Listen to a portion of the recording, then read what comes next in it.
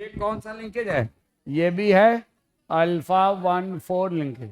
अब please see here, हंगानी जितना वहां पे दिमाग लड़ाया अब यहाँ भी दोहराइए, ठीक है? अब यहाँ पे देखिए, यहाँ पे जो बॉन्ड बनेगा वो कौन सा बनेगा? α1 और 6 कार्बन के बीच में, α1 6 लिंकेज।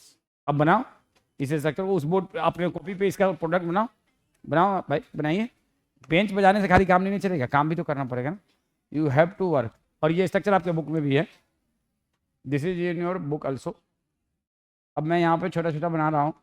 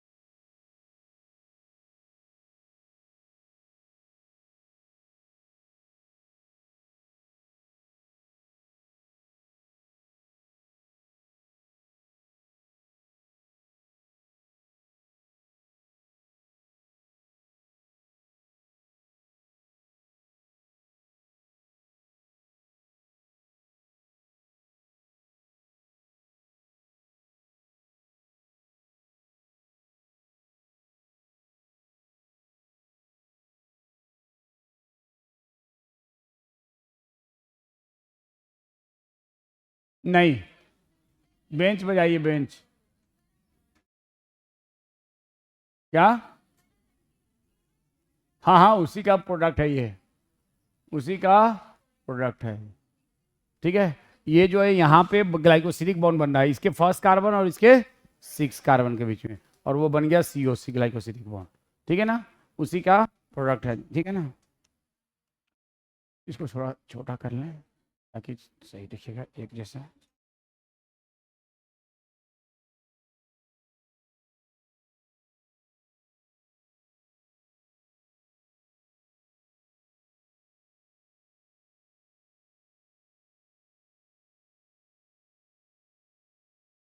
अब बताओ, आप लोग बताओ मुझे,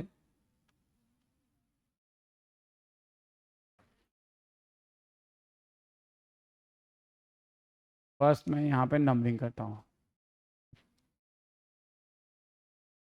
1 2 3 4 5 6, 1 2 3 4 5 6, और 1 2 3 4 5 6, 1 2 3 4 5 6, 1 2 3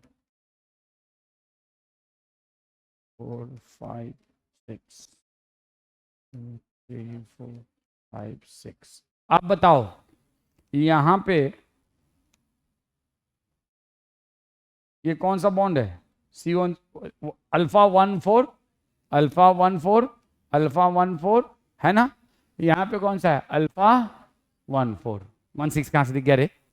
14। लेकिन यहाँ पे देखो, α16 बनाओ, फिर बनाना तो पड़ेगा, α16।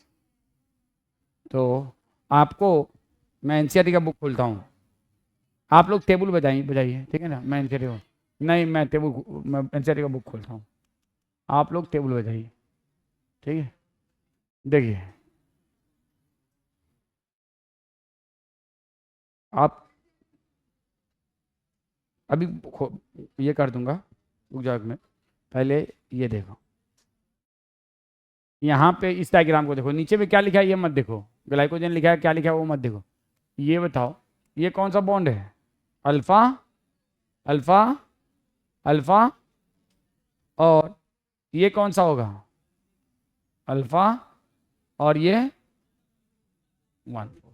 तो ये बताओ एक अमाइलो चैन, ये दूसरा अमाइलो चैन, और दोनों एक दूसरे से बंधा किस बॉन्ड पे, अल्फा 1,6 पे। अब इस पूरे स्ट्रक्चर को क्या कहेंगे, अमाइलोपेक्टिन। क्या कहेंगे, कुछ समझ में आया बात, something something little thing, yes. तो देखो ये एक अमाइलो चेन है, ये दूसरा अमाइलो चेन है। अब एक मेन अमाइलो चेन पे कई सारे अमाइलो चेन साइज से बच सकते हैं कि नहीं, बाई विच बॉन्ड, अल्फा 1,6। तो व्हेन 2 और more than 2 अमाइलो chain binded at alpha 1,6 they become amylopectin, they become, this is one representation of. अब अमाइलोपेक्टिन में एक ही अमाइलो चेन नहीं, यहाँ पे दूसरा अमाइलो चेन हो सकता है, एक आगे में और अमाइलो चेन हो सकता है, तो that is called as amylopectin. तो अमाइलो चेन क्या है, स्ट्रेट है, और अमाइलोपेक्टिन क्या है, ब्रांच्ड है। अमाइलोपेक्टिन क्या है, अमाइलोज में सिर्फ अल्फा 1,4 बॉन्ड था, अमाइलोपेक्टिन में अल्फा 1,4 अलॉन्ग विथ अल्फा 1,6। कोई दिक्कत, एनी प्रॉब्लम बोलो, कोई दिक्कत बोलो। तो आपको ये लिखना होगा, बन गया, तो आपने ये लिखना है कि स्टार्च के पास दोनों चेन है, कौन सा, अमाइलोज चेन, और इसमें कौन सा बॉन्ड होता है, अल्फा 1,4 ग्लाइकोसिडिक बॉन्ड, और अमाइलोपेक्टिन चेन, और इसमें कौन सा बॉन्ड होता है, बोलो। तो अल्फा 1,4 GB प्लस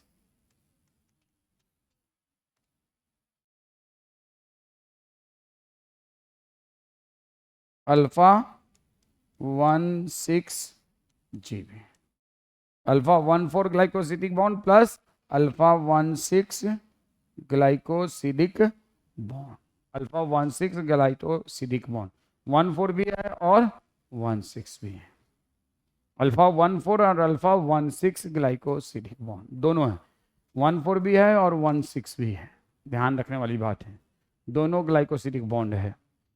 इसी वजह से कौन सा, अमाइलोपेक्टिन चेन को हम लोग कहते हैं कि ये ब्रांच चेन है, और ये अनब्रांच्ड है, स्ट्रेट करना ठीक नहीं है, अनब्रांच है, और ये ब्रांच है। तो स्टार्च में दोनों तरह के हैं। अब अलग अलग स्टार्च में, किसी स्टार्च में अमाइलो चेन और अमाइलोपेक्टिन चेन इक्वल होगा, लेकिन ज़्यादातर स्टार्च में अमाइलो चेन सिर्फ होता है 20% और अमाइलोपेक्टिन होता है 80%। टोटल जो चेन दोनों का परसेंटेज देखोगे तो मेजोरिटी ऑफ स्टार्च में अमाइलो चेन 20% है, अमाइलोपेक्टिन चेन 80%। और इसमें ब्रांच चेन कौन सा है और अनब्रांच कौन सा है, तो लिख लो।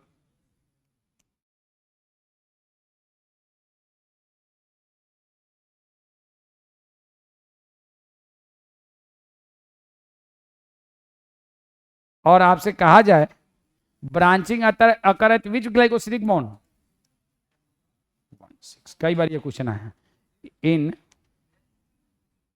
Amylopectin branching occur at alpha 1,6, in amylopectin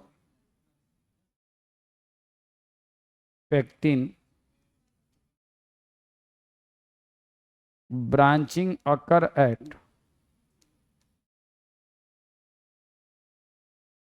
alpha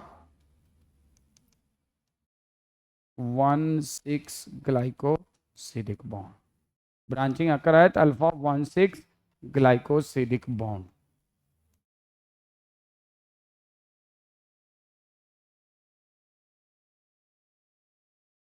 अब आ जाओ, नहीं नहीं एक सेकंड नहीं, तो अब मैं आपसे कहूं ये बन गया,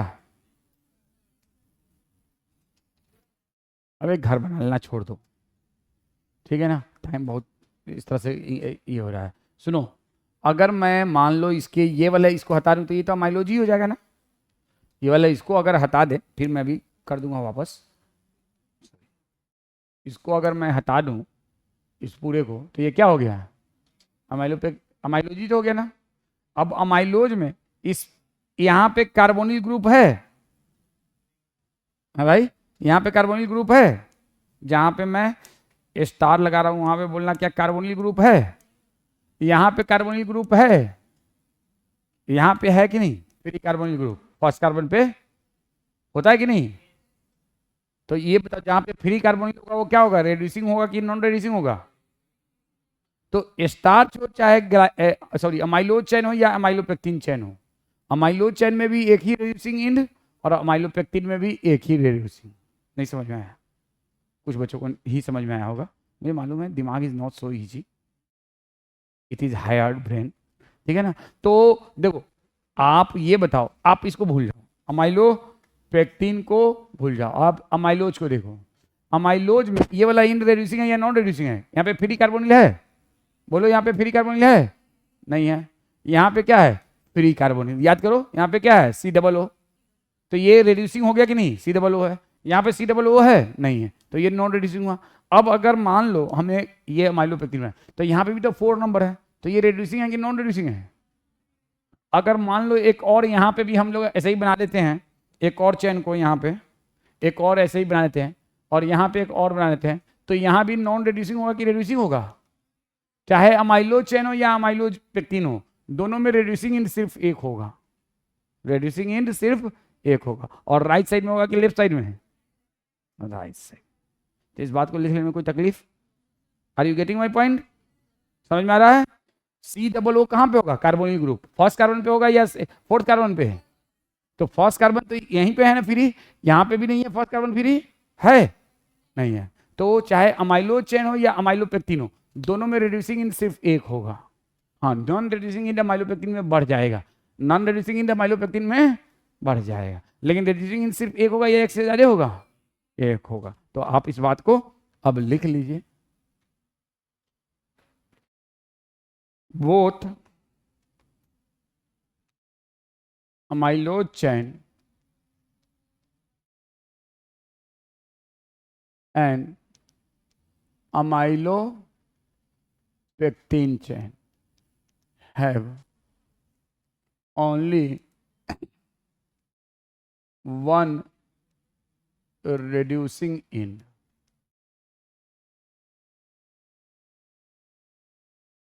and on right side। पहला बात तो ये लिखेंगे आप। दूसरा बात लिखेंगे number of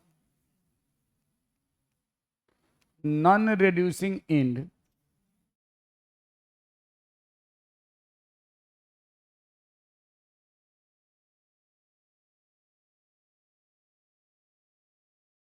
in amylopectin is more. इन दोनों में किसी को कोई तकलीफ? किसी को कोई तकलीफ? तो ये दोनों किसका एग्जाम्पल है? पॉलीसेकेराइड का। किसका एग्जाम्पल है? तो पॉलीसेकेराइड में राइट साइड में क्या होता है? Reducing and. और लेफ्ट साइड में क्या होता है? लेफ्ट साइड में क्या होता है? और राइट साइड में क्या होता है? तो एनसीईआरटी में ये बात लिखा हुआ है। आपके अपने पर्सनल प्राइवेट एनसीईआरटी के बुक में क्या लिखा हुआ है?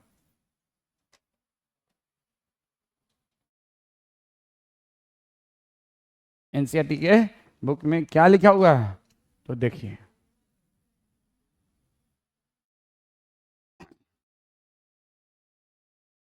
इन पॉलीसेकेराइड, अभी इसको छोड़ दो, the right and is called reducing and and the left and is called non reducing.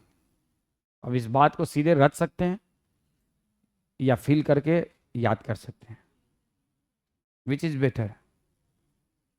First feel then memorize. तो एनसीईआरटी की बुक में लिखता है polysaccharide right end reducing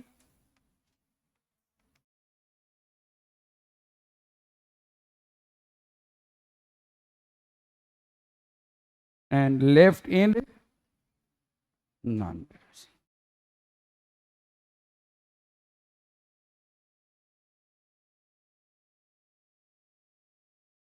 polysaccharide right in reducing end left in non reducing. बाकी ये सब अभी मत पढ़ो, अभी सबको बात करेंगे, डिस्कस करेंगे। तो यहां तक समझ में आया? चलो अब ये तुम लोग चाहो तो ये तो बन गया होगा, नहीं बना अभी तक?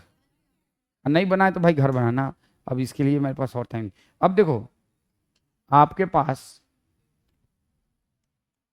12th का तो बुक है नहीं। अब देखो 12th क्लास के केमिस्ट्री में, कहाँ पे? 12th क्लास के बायोमोलिकुल वाले टॉपिक में। हाँ जी 12th वाला इसमें नहीं है, नहीं नहीं इसमें।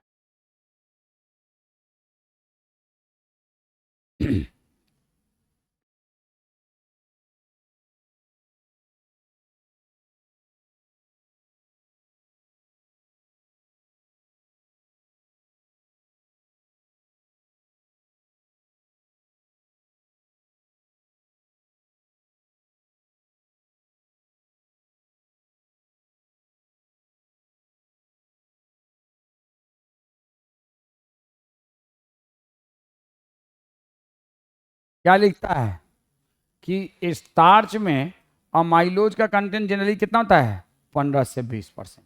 और अमाइलोपेक्टिन का कंटेंट कितना होता है? तो अराउंड 80 से 85%। ज़्यादातर स्टार्च में, not in all but in ज़्यादातर स्टार्च में, in majority of starch amylose is 15 से 20% एंड अमाइलोपेक्टिन। तो ये समझ में आ रहा है, ये अमाइलोज, ये अमाइलोपेक्टिन। कोई दिक्कत? कोई दिक्कत? अब कहोगे सर आप ऐसा तेरा मेरा काहे बनाए हैं? तेरा है पर मेरा है, इसीलिए मैं बताता हूँ इसका वजह ये है, ऐसे इसमें बनाया है। आपकी बायो के बुक में इस तरह से बनाया है, इसलिए हम बायो का टीचर है ना, तो हम बायो वाली चीज़ पे पहले फोकस करेंगे। तो इसे बायो के बुक में ऐसे बनाया। अब कहोगे सर ये क्या बला है, फिर अभी उस पर भी डिस्कस करेंगे। पहले आपको एक एक चीज़ धीरे धीरे ये, अब देखो ध्यान से देखो, गौर से देखिए और अपने बुक में ये काम कीजिए जो मैं कर रहा हूं। Just do this, just do this in your personal private book. करो, बुक में करो।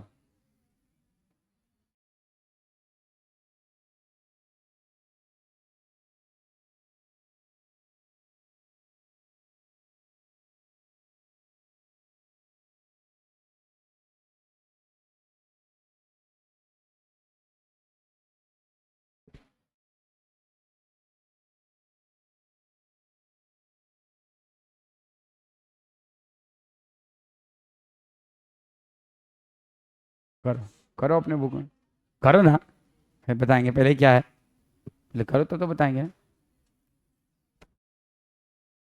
हम्म, जिस कलर से करना है उस कलर से करो।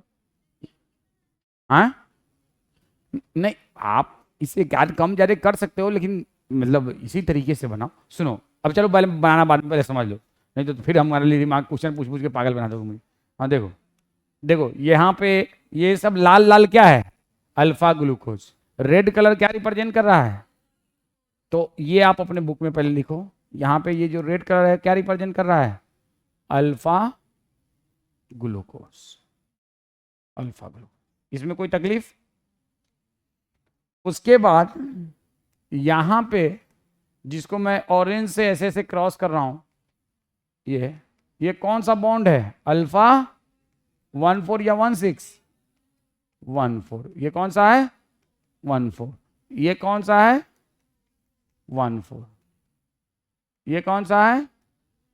1,4। ये कौन सा है? 1,4। ये कौन सा है? 1,4। ये है 1,4। ये भी है 1,4। ये भी है 1,4। ये भी है 1। लेकिन ये भी 1,4, ये भी 1,4।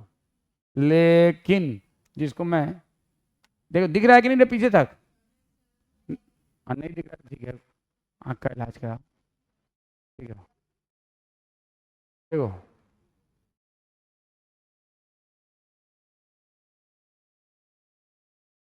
इतना मेहनत के बाद अगर कुछ गड़बड़ होगा तो मैं नहीं पढ़ाऊंगा। हाँ,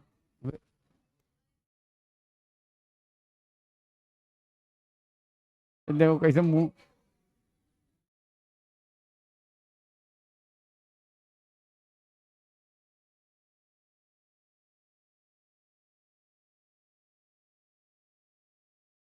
चुप आए, हंगामा नहीं, हंगामा नहीं, हंगामा 2 मिनट में हो जाएगा। देखो ये क्या है, बस इतना मैं इतना ही से दिखा देता हूँ।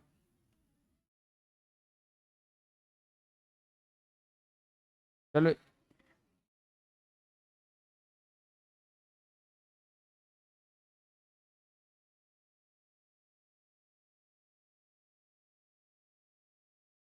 अरे मत करो। अब आप मुझे, मैं यहाँ पे आप लोग बोलना, ये कौन सा बॉन्ड है? ये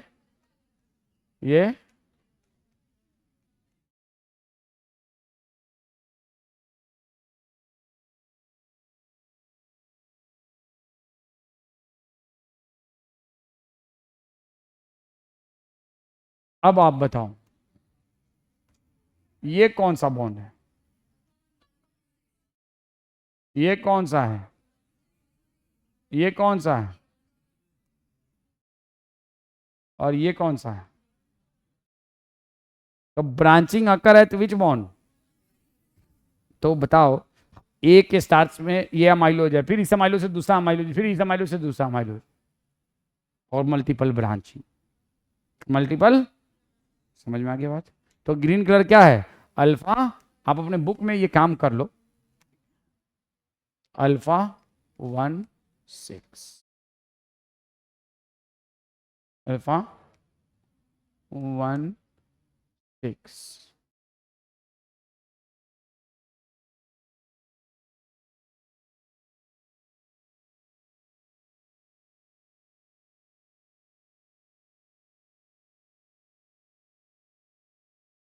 अल्फा 1,6, चलो लिखने का। अरे तो आप, इट इज, आप लोग अपने से कर लो। आप एक बार इतना लिख लो कि ब्रांचिंग अकर एट अल्फा 1,6, बस। Branching occur at alpha 1,6, branching occur at alpha 1,6। तो इंपॉर्टेंट थिंग, अब बताओ, एक हमारे पास ये चैन है अमाइलोज, उस अमाइलो से दूसरा अमाइलोज, फिर इस दूसरा अमाइलो से तीसरा अमाइलोज, फिर इससे चौथा अमाइलो, ऐसे ही आगे में इससे एक और अमाइलोज, इससे एक और है। तो ये क्या हो गया? मल्टीपल ब्रांचेज हो गए कि नहीं? And this is the actual representation of amylopectin have lots of amyloid chain in form of various branch. One is the main branch, this is the additional branch, this is the further additional branch, the further additional branch. कोई दिक्कत? कोई दिक्कत बोलिए। तो आप लिखेंगे amylopectin have various branches.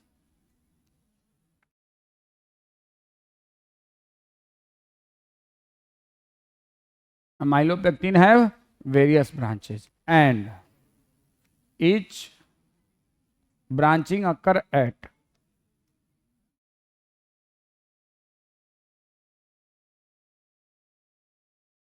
Alpha 1,6 glycosidic bond.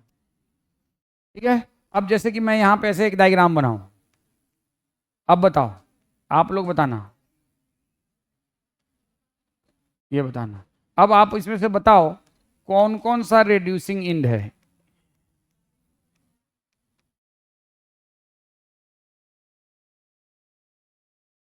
इसमें कौन रिड्यूसिंग है? Only K, and rest are, this is the reason I have told it, this question has been asked many times in NEET. ठीक है ना? तो अभी इसको बिना समझाए तो कोई माई का लाल बता नहीं सकता कि रटवा के हम कुछ कर लें, तो इसीलिए हमें समझाना पड़ता है। अदरवाइज मुझे कोई शौक नहीं कि मैं केमिस्ट्री के अंदर घुसूं और बॉन्ड तुम लोग को समझाऊं, ये मजबूरी है। तो आपसे पूछा जाएगा ये स्ट्रक्चर देखे कि इसमें रिड्यूसिंग कौन सा है, तो K, and rest are non reducing, rest are non reducing. अब आपसे उसी में ऐसे कर दे और कहे कि ये सब है ग्लूकोज,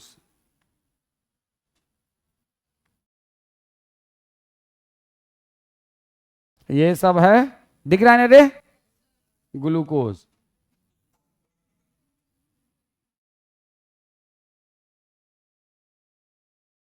और यहां पे लिख दे 1,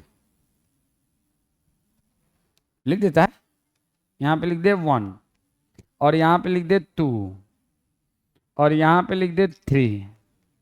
तो 2 और 3 में कौन सा बॉन्ड है? अल्फा 1 4। और 1 में कौन सा है? 1 6। और यहां पे लिख दे, एक और बना दूं,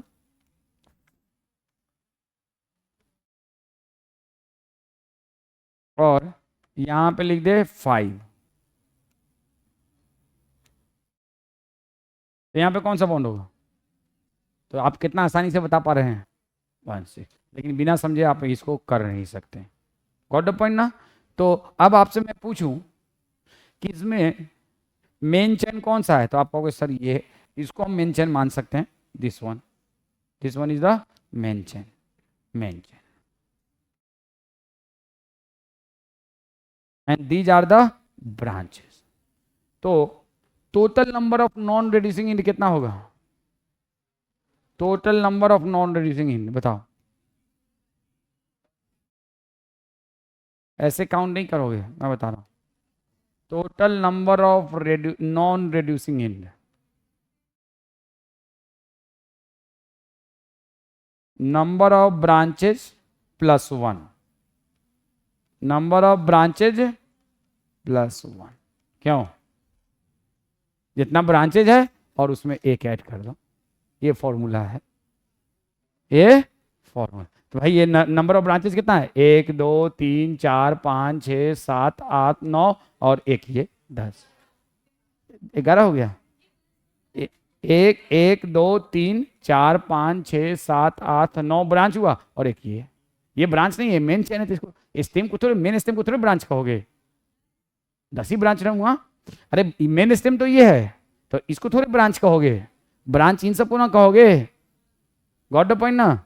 इसको भी ब्रांच करोगे, ये मेन स्टेम, तो इन सबको ब्रांच कहोगे। अब जैसे कि इसी स्ट्रक्चर में, अब इसी स्ट्रक्चर में आपसे पूछ दिया जाए कि नंबर ऑफ, यही स्ट्रक्चर सेम टू सेम दे रहे हैं, और कह दे how many number of non reducing end, यही सेम स्ट्रक्चर दे रहे हैं। तो आपको क्या करना है? 1 2 3 4 5 6 ब्रांच हो गया, प्लस 1 7 हो गया नॉन रिड्यूसिंग इंड, और एक हो गया रिड्यूसिंग इंड, खत्म बात। तो आपको ये याद रखना होगा कि total number of non reducing number of branches plus 1, और रिड्यूसिंग इंड सिर्फ राइट साइड में होता है, लेफ्ट साइड में नहीं होता है। तो अभी हम लोग बात कर रहे थे स्टार्च की, अब मैं समराइज कर रहा हूं स्टार्च को। देखो, स्टार्च एक पॉलीसेकेराइड, अब ये saccharide, storage form of carbohydrate in green plant, पढ़ा होगा आप लोगों ने 9th 10th में भी। कार्बोहाइड्रेट का कौन सा फॉर्म? स्टोर किया जाता है फूड के फॉर्म इन ग्रीन प्लांट्स। दूसरा, next point, have amylose, generally कितना परसेंट? 15 से 20%, and amylopectin chain,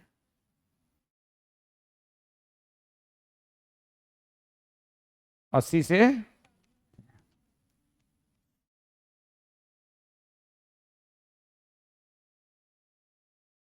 next, starch are homopolysaccharide, क्यों? क्योंकि consist of only alpha glucose, homo, इसमें दूसरा कोई मोनोमर थोड़े है, consist of alpha glucose only, इसीलिए दूसरा कोई ग्लूकोज है ही नहीं, दूसरा कुछ है ही नहीं, इसलिए homopolysaccharide, alpha glucose, consist of alpha glucose. अब आप लोगों ने स्टार्च आयोडीन टेस्ट सुना है? क्या होता है? किया है? क्या क्या करते हैं उसमें? स्टार्च को आयोडीन के साथ मिक्स करते हैं, और उसके बाद चटनी बना के खा लेते हैं। हाँ, आपने किया है कि नहीं किया है? नहीं किया है? किया है कि नहीं, मैं जो पूछ रहा हूँ वो बोलो, हमको थ्योरेटिकल बात बताओ, किए हो तो बोलो यस या नो, नहीं किया था बस बस बात खत्म करो। डन तो ठीक है, डन नहीं दिया तो नंदन, नंदन नया अंग्रेजी है, डन नहीं तो नंदन, हाँ है ना, डन या नंदन, नंदन लंदन नहीं रे, नंदन, डन या नंदन। चलो अब आ जाओ, सुनो होता क्या है ना, सुनो मैं तुम लोग को एक बात राज की बता रहा हूँ, पहले याद रखना कि ये बात सिर्फ अपने तक ही रखना, ये राज की बात है।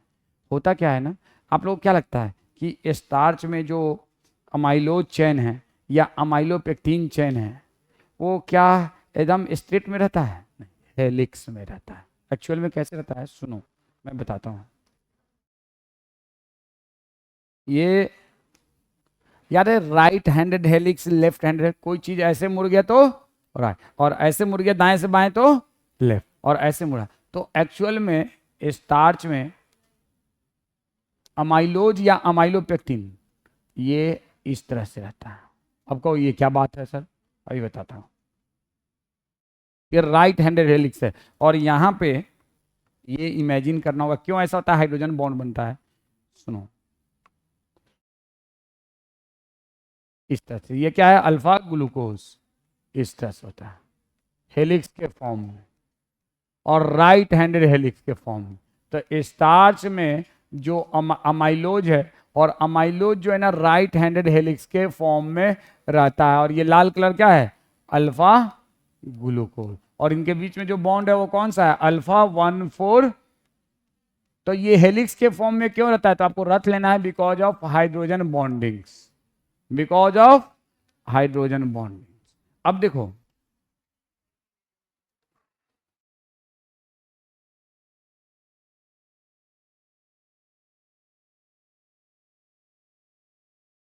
जब आप पानी में स्टार्च को रखते हो, सुनो प्लीज लिसन, व्हेन, ये बात आपके बुक में यहाँ नहीं है लेकिन कहीं और है, शायद केमिस्ट्री के लैब में बताया जाएगा।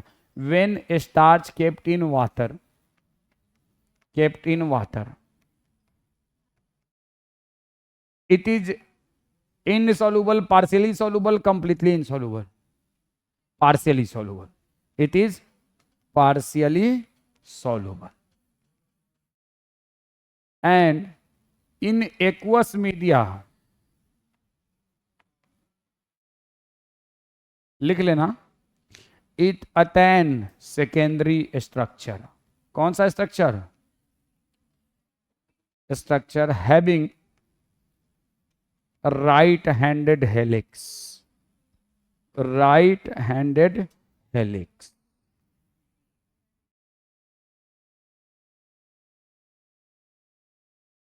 both for amylose and amylopectin, दोनों में हेलिक्स होता है। अब कहोगे सर अमाइलोपेक्टिन में कैसे होगा, तो ऐसे ही होगा। अब यहाँ पे जहां जहां 6 होगा यहाँ से एक नया अमाइलोपेक्टिन अटैच हो जाएगा, ऐसे ऐसे, यहाँ पे ऐसे, फिर यहाँ से एक ऐसे। Are you getting my point ना, है ना, यहाँ पे ऐसे। तो इसीलिए तो इतना मेहनत करवाया जाता है आपसे कि आपको चीज़ें अच्छे से समझ में आए, समझ रहे बात को। तो यहाँ पे हेलिक्स होता है, अब क्यों, तो उसके अंदर हाइड्रोजन बॉन्ड, आप इसीलिए आपके बुक में लिखा है starch form, starch form helical secondary structure, कहां पे, ये पूरी बात नहीं लिखा है, एक्वस मीडिया में। और स्टार्च के अंदर क्या, अमाइलोज एंड अमाइलो, तो वो डायग्राम आप नहीं भी बनाओ तो काम चल जाएगा, लेकिन ये बात लिखना जरूर, this is the basis of starch iodine test. अब कहोगे ये कैसे, अभी बताता हूं एक एक करके, ये बात लिख लिया, इसको इसको दिमाग में बसा लो कि जब भी हम अमाइलोज या अमाइलोपेक्टिन को पानी में रखेंगे तो वो हेलिकल फॉर्म में होगा, और कौन सा हेलिक्स होगा, राइट हैंडेड या लेफ्ट हैंडेड, राइट हैंडेड, याद रखना। इसमें शायद राइट हैंडेड नहीं लिखा है, लेकिन आप याद रखना हमेशा राइट हैंडेड हेलिक्स होता है। कौन सा हेलिक्स होता है, राइट हैंडेड। प्रोटीन में भी कौन सा हेलिक्स, राइट हैंडेड। डीएनए में भी कौन सा हेलिक्स, मोस्टली राइट हैंडेड है, एक्सेप्ट जेड डीएनए पढ़ाएंगे, वहां पे भी राइट। बायो के अंदर, लिविंग बीइंग के अंदर हेलिक्स, कौन सा हेलिक्स पसंद है, राइट या लेफ्ट, राइट, लिविंग बीइंग में most majority of substance found in right handed helical form, right handed helical form. अब आ जाओ, क्या होता है ना, स्टार्च का सॉल्यूशन लिया आप लोग, पता नहीं कैसे नहीं, हम लोग उस जमाने में पढ़े हुए तो हम लोगों ने किया है, तुम लोगों ने नहीं किया, हो सकता है 12th में करना हो, अब सिलेबस इधर से उधर कर दिया हो, केमिस्ट्री के लैब में करना होता है। ये स्टार्च का सॉल्यूशन है, इसमें थोड़ा सा आयोडीन का सॉल्यूशन ले लेते हैं और लेके जैसे ही गर्म करेंगे ना, इसका कलर चेंज हो जाएगा। कैसा हो जाएगा? ब्लू कलर का। तो इसको कहते हैं स्टार्च आयोडीन। तो स्टार्च के सॉल्यूशन को क्या करते हैं? स्टार्च के सॉल्यूशन को पहचानने का तरीका है, आपको दे दिया जाएगा एक अननोन सॉल्यूशन केमिस्ट्री के लैब में कि और बताइए कि ये स्टार्च का सॉल्यूशन है कि नहीं। तो क्या करेंगे, आप लैब में से उठाएंगे आयोडीन का सॉल्यूशन और इसमें डालेंगे और उसका थोड़ी देर के लिए हीट करेंगे। अगर उसका कलर ब्लू हो गया तो क्या है? स्टार्च। और अगर कलर चेंज नहीं हुआ, कोई और कलर हो गया, तो स्टार्च नहीं है। This is called as starch iodine test. कोई दिक्कत? तो आप सवाल ये पे रहता है, ये ब्लू कलर क्यों होता है? ये भी हम लोग के बुक में थोड़ा सा दिया है, तो आइए लिखिए, starch iodine test. when a starch solution heated with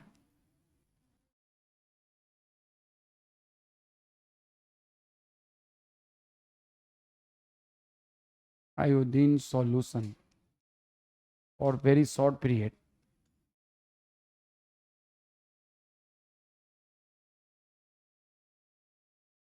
solution color become blue,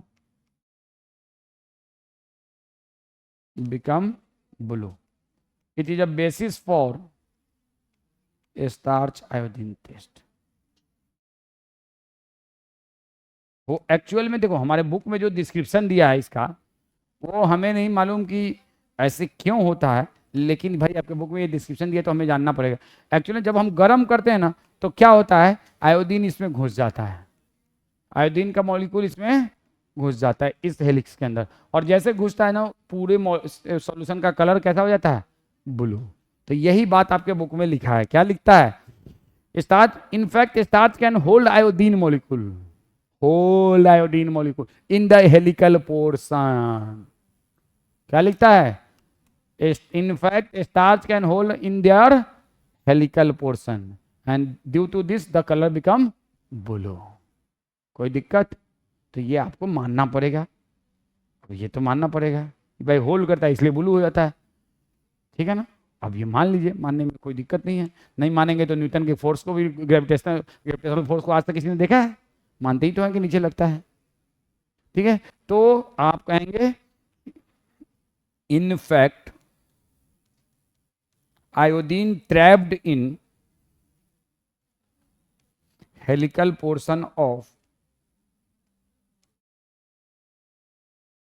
starch. तो ये कहानी हो गई स्टार्च की। जल्दी से आइए ग्लाइकोजन का। अब तो ग्लाइकोजन में कुछ नहीं है, बहुत आसान है। चलो लिखो, तो हो गया यहां तक। कोई दिक्कत? तो क्या क्या याद रखना है स्टार्च के बारे में? किसमें कौन सा कितना चैन, कौन कौन चैन होता है? अमाइलोज एंड ज्यादा परसेंटेज किसका जनरली होता है, और कम परसेंटेज किसका होता है? कितना परसेंट? और अमाइलोपेक्टिन। अब देखो, ये प्लांट, ग्रीन प्लांट में स्टोर रहता है कार्बोहाइड्रेट, और ये पार्शियली सॉल्युबल इन वाटर है, कंप्लीटली सॉल्युबल या इनसॉल्युबल? अब देखो, इस स्टार्च को अगर सॉल्यूशन को आयोडीन के सॉल्यूशन के साथ गर्म करेंगे तो कैसा कलर होगा? This is the basis of starch. और इस टेस्ट में कहा जाता है कि जैसे हम गर्म करते हैं, आयोडीन घुस जाता है किसमें? हेलिक्स के अंदर, उसमें जाकर ट्रैप हो जाता है और इसी वजह से कलर कन्वर्ट होता है। नेक्स्ट चीज, स्टार्च जो है, हम लोग खाना में जब प्लांट खाते हैं तो उस प्लांट में स्टार्च से स्टोर है। उस स्टार्च को जैसे हम मुंह में लेते हैं, that starch is digested by, partially digested by salivary amylase, salivary amylase. तो उसके बारे में हम लोग बाद में बात करेंगे। थोड़ा सा मैंने याद दिला दिया आप लोगों को, आपने पढ़ा होगा कि oral cavity partially digest the 30% starch is digested by saliva, आपने पढ़ा होगा यही स्टार्च को। तो उसमें अमाइलोज और अमाइलोपेक्टिन को पार्शियली ब्रेक करते हैं, डिटेल में उधर हम नहीं जाएंगे, दैट्स ऑल। अब आ जाइए, एक वर्ड है ग्लाइकोजन, वो भी पॉलीसेकेराइड है, वो भी पॉलीसेकेराइड। ये हो गया, हो गया ना? गुड। तो अब लिखो ग्लाइकोजन।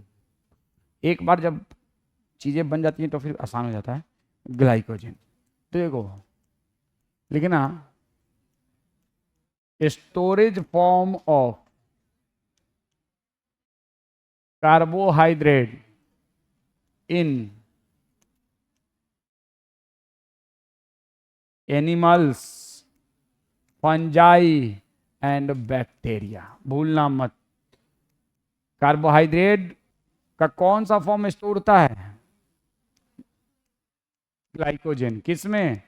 जानवर में, फंजाई में और बैक्टीरिया में। अब एनिमल में, ह्यूमन के अंदर, in human body, in human body glycogen stored इन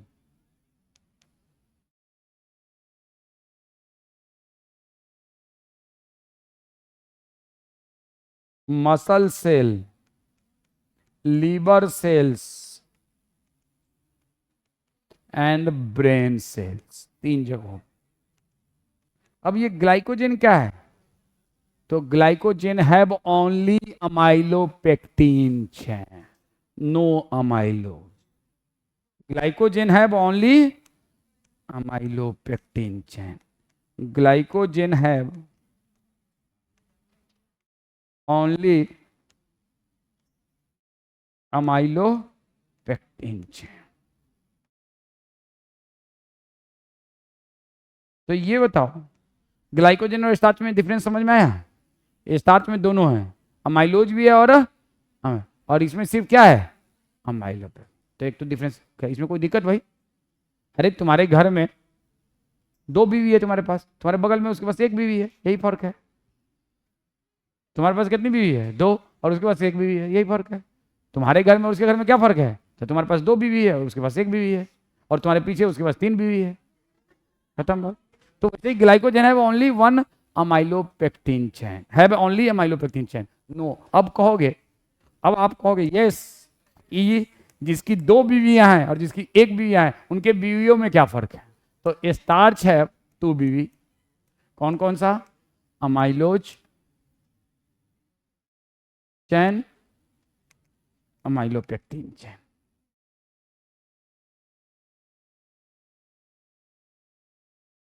अब बताओ, ग्लाइकोजन हैव ओनली 1 बीवी। अब बताओ किसकी बीवी ज्यादा इनसिक्योर महसूस करेगी? यस, बिकॉज इट हैव 2 बीवी। कहीं कहीं इधर न चला जाए, इधर न चला जाए। यस, इफेक्ट, ये फैक्ट है भाई। ये 2 बीवियां थी, ये सोचेगी स्टार्च मेरी तरफ आए, ये सोचेगी मेरी तरफ आए, बस समझने के लिए। हाँ, यहाँ पे तो एक ही बीवी है। तो सुनो, इसके अमाइलोपेक्टिन चेन और इसके अमाइलोपेक्टिन चेन में डिफरेंस होता है। इसके अमाइलोपेक्टिन चेन में number of branching much more और इसमें लेस। यस, इसकी बीवी बहुत ही कम ब्रांचिंग की हुई है और इसकी बीवी में ब्रांचिंग बहुत है। Number of branching is less.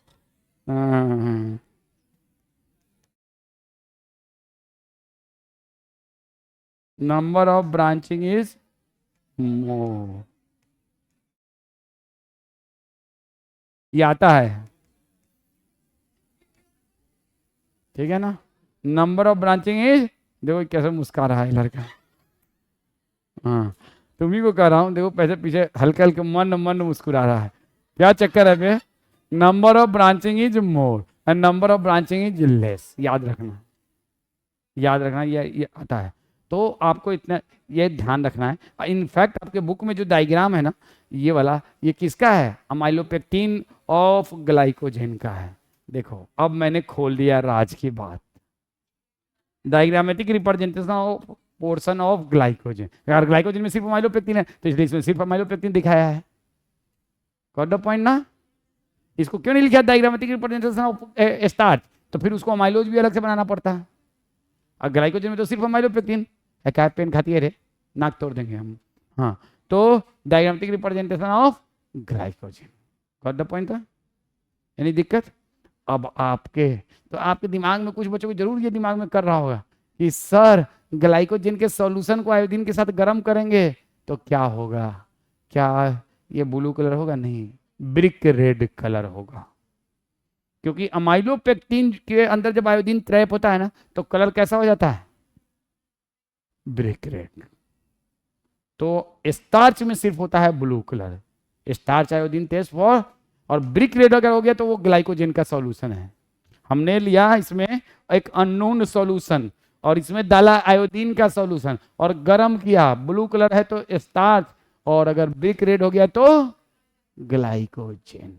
ये बात मैंने आपके क्यूरियोसिटी को सेटिस्फाई करने के लिए बताया है, और ये पूछा नहीं जाएगा आपसे, ठीक है? ये पूछा नहीं जाएगा, कोई दिक्कत?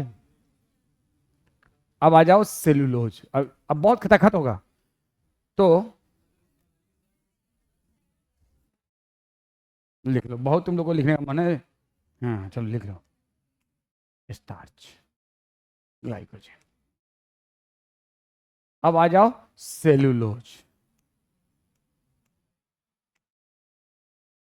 अच्छा, glycogen is soluble in water, starch partially soluble, और ये बात लिख लो, सॉल्यूबल इन वाटर, ये सॉल्यूबल होता है वाटर में, सॉल्यूबल इन वाटर। और स्टार्च क्या होता है?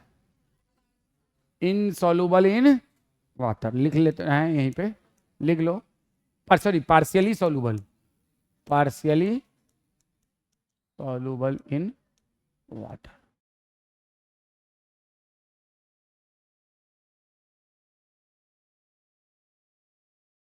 चलो हो गया ना, ये लिख लिया ना,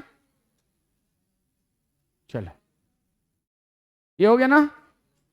अब आइए सेलुलोज, लिखो completely insoluble in water, completely insoluble in water.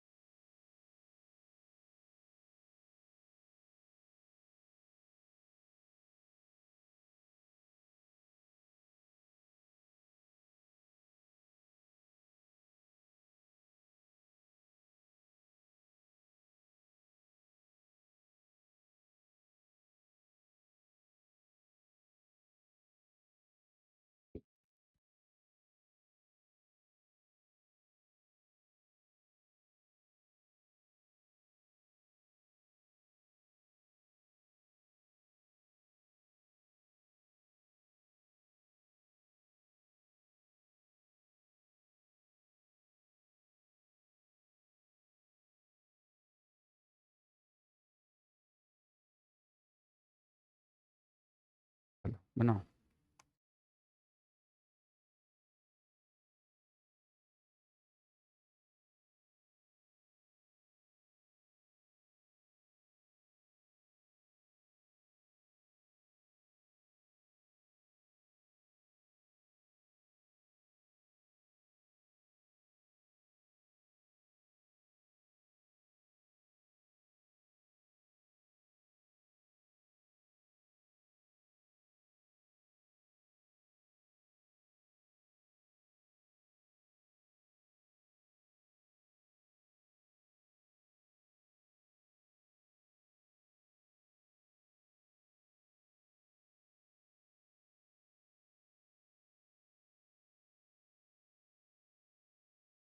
कुछ है उल्टा पुल्टी? बनाओ। और ये है अल्फा, नहीं बीटा ग्लूकोज। देखो बनाओ, मैं समझाऊंगा, घबराओ मत। बीटा ग्लूकोज, बीटा, तुम लोग उलट के कॉपी उलट के बनाना, ठीक है ना? देखो एक बीटा ग्लूकोज का 6 पोजीशन उधर, दूसरे का नीचे, फिर उधर, ऐसे चलता रहता है। हर एक बीटा ग्लूकोज दूसरे बीटा ग्लूकोज के रेस्पेक्ट में 180 डिग्री टर्न ले लेता है, 180 डिग्री टर्न ले लेता है। नहीं समझे? एक बीटा ग्लूकोज अरे समझे या नहीं समझे? अबे कहाँ से समझोगे, दिमाग होगा तब ना समझोगे। देखो एक बीटा ग्लूकोज है, देखो ये एक बीटा ग्लूकोज है ऐसे, ये एक बीटा ग्लूकोज है, ठीक है, इसमें तो कोई दिक्कत नहीं ना। और ये दूसरा बीटा ग्लूकोज है।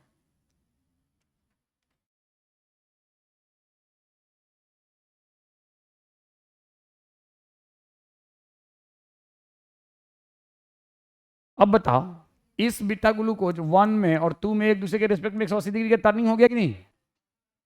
हो गया कि नहीं? और इसमें नंबरिंग कहाँ से है? 1 2 3 4 5 6, इसमें कहाँ से है? तो 1 2 3 4 5 6, तो ये इन दोनों में इसके यहाँ पे, इसके यहाँ पे और इसके यहाँ पे बॉन्ड बनेगा, खत्म बात। नहीं समझे? Got the point? तो वही तो चीज है। तो हर एक बीटा ग्लूकोज और इनके बीच में कौन सा बॉन्ड है? बीटा 1,4। तो लिखेंगे consist of beta glucose bounded by which bond? Beta 1,4 glycosidic bond. Beta 1,4 glycosidic bond lactose में भी होता है, लेकिन लैक्टोज में किसके किसके बीच में होता है रे? बीटा लैक्टोज में भी होता है, लैक्टोज में होता है कि नहीं? बीटा 1,4 किसके बीच में? Beta galactose and beta glucose. और यहाँ पे किसके बीच में है? Beta glucose and beta glucose के। लैक्टोज में भी बीटा 1, देखो आपने पढ़ा होगा, याद कीजिए, पढ़ा होगा नहीं पढ़ाया है मैंने, पढ़ा होगा नहीं मैंने पढ़ाया है कि लैक्टोज में भी होता है बीटा 1,4 ग्लाइकोसिडिक बॉन्ड, लेकिन किसके बीच में? बोलो भाई। तो beta galactose plus beta glucose, लेकिन यहां पे किसके किसके बीच में है? दो बीटा ग्लूकोज के बीच में, दो बीटा है। तो यहाँ का बीटा 1,4 ग्लाइकोसिडिक बॉन्ड और यहाँ का बीटा 1,4 ग्लाइकोसिडिक बॉन्ड, ये दो अलग तरह का है। यहाँ पे किसके बीच में है? बीटा गैलेक्टोज एंड, लिख लेना है ये, बीटा ग्लूकोज, और यहाँ पे बीटा ग्लूकोज और बीटा ग्लूकोज, बीटा ग्लूकोज और बीटा। तो consist of beta glucose bounded by. अब एक सेलुलोज के अंदर हजारों बीटा ग्लूकोज होते हैं, और cellulose consist of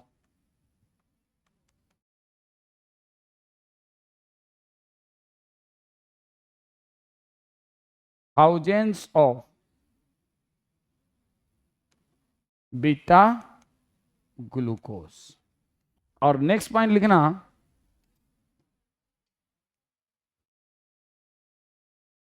cellulose in water not found in helical form, not found in helical form. क्यों? क्योंकि तो इनसॉल्युबल है, तो हाइड्रोजन बॉन्ड ही नहीं बनता है। तो क्या ये आयोडीन को ट्रैप कर सकता है? क्या ये आयोडीन को ट्रैप कर सकता है? हेलिकल फॉर्म में नहीं है, तो it can not trap iodine. तो क्या सेलुलोज के सॉल्यूशन को, एक तो पहली बात सेलुलोज का सॉल्यूशन नहीं बनेगा क्योंकि इनसॉल्युबल है। अगर सेलुलोज के को पानी में डाल के कितना भी उसको आयोडीन के साथ गर्म करोगे तो कोई कलर चेंज होगा? नो।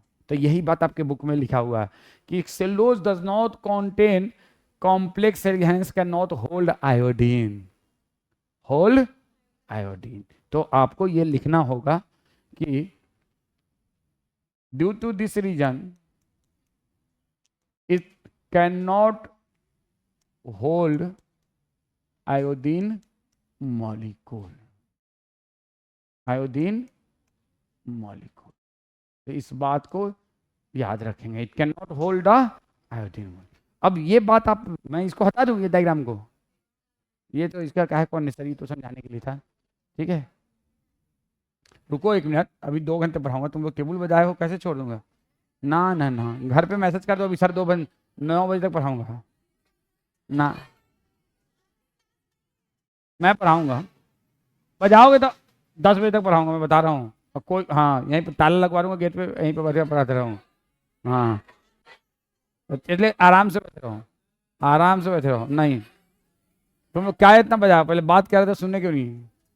पहले सब सॉरी बोलो तब बोलो। चलो जाओ जाओ।